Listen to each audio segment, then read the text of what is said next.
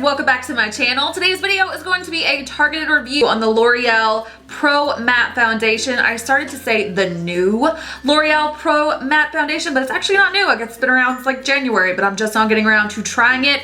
I decided that I would do some more videos like this where I talk about one product, especially as it comes down to foundation, because foundation is just such a difficult thing to review in like a monthly favorites video and give a really accurate description of the product itself. Monthly favorites videos here every once in a while, but I feel like they get really long because I just be flapping my jaw. In the old days, when I thought of matte foundation, I just thought of like dry and heavy and flat and cakey and just, I did not like the idea of it. And then I started using the Hourglass Immaculate Powder Foundation. I don't know if you guys know what I'm talking about, I'll link it below, and I love it. So I decided to try to find a drugstore version, and this is the first one that I tried, and I'm absolutely in love with this product. This is definitely not a first impressions video. This is a full-blown review. I've been using it for exactly a week, and I'll throw some clips in here of me applying it to give you an idea of how I like to do it. But really, what I like about this foundation is the price point, because I feel like it's hard to find a good foundation anyway. It's really hard to find a good matte foundation anyway,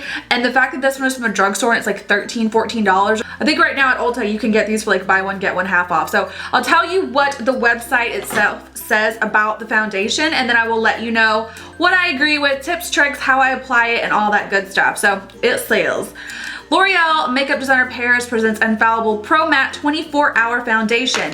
Air-like texture with a demi-matte finish. For the first time, a super gliding mattifying formula with a high water content for maximum cover that lasts. It contains shine-defying blotting spheres that act like blotting paper to mimic makeup artist gesture, instantly absorbing sweat and oil without disturbing color pigments, medium coverage. Alright, so the main things I do not agree with in terms of the description is this demi-matte business.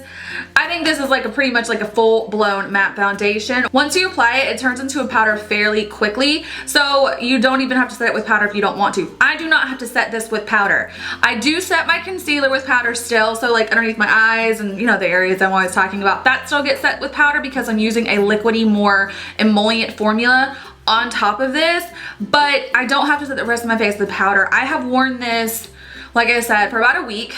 I've worn it at work.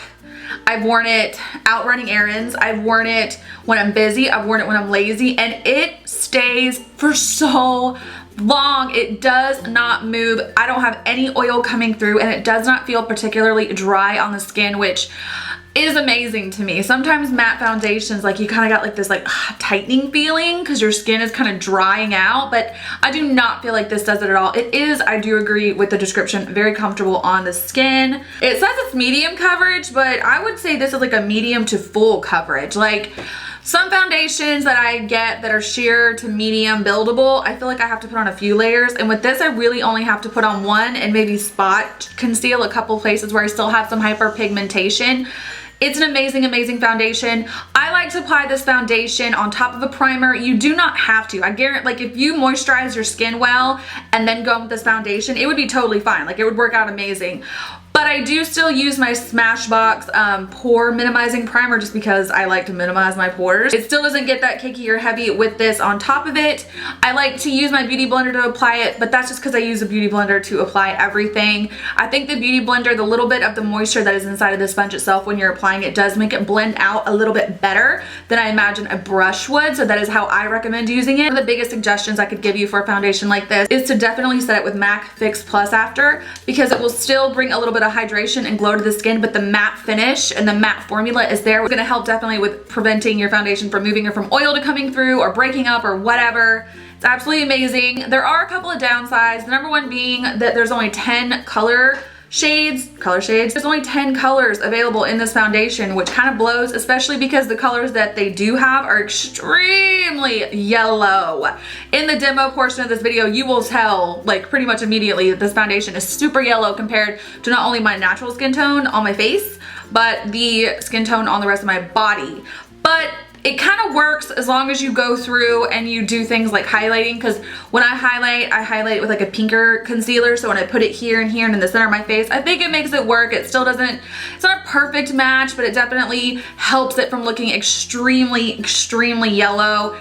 That is the one thing I hope L'Oreal does change, is they come out with more colors, because if you're really fair, I just feel like this is gonna get really yellow really fast. So you might have to tweak it using you might have to tweak it a little bit, mix colors, or like I said, go in and highlight and use a little bit of a lighter color on the center of your face in a pink tone, and it might help balance it out and make it look a little bit more like a neutral to cool toned skin toned color.